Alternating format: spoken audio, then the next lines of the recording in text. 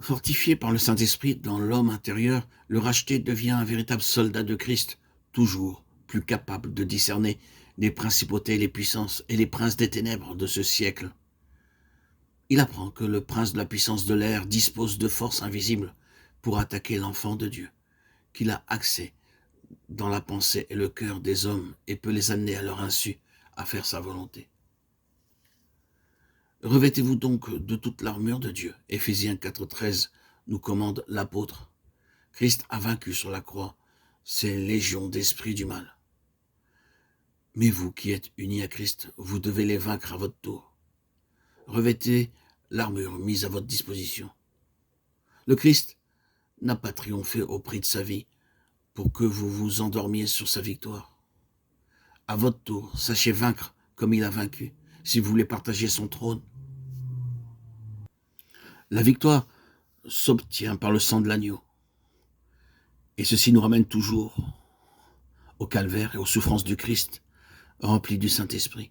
Les vainqueurs ont compris que la mort de Christ était la seule arme redoutable pour l'ennemi, la seule dont il ne pouvait détourner les coups. La victoire s'obtient par le témoignage,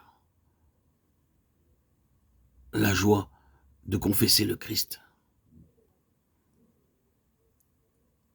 Et la victoire s'obtient par la vie que tous les enfants de Dieu professent. Dans leur vie, ils ont vécu la vie du crucifié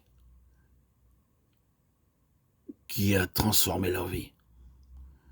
Ils sont devenus une même plante avec celui qui est mort.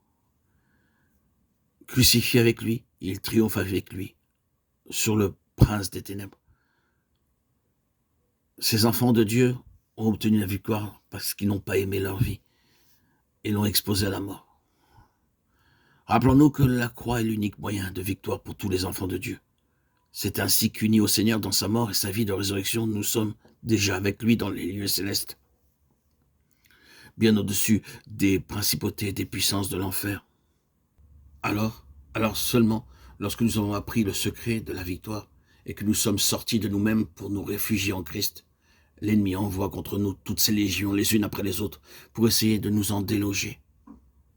Il est nécessaire de vérifier alors si nous avons bien revêtu toute l'armure de Dieu. Si oui, nous demeurons fermes au mauvais jour lorsque les esprits du mal nous assaillent de leurs multiples suggestions mauvaises, lorsqu'ils nous environnent de leur artifice.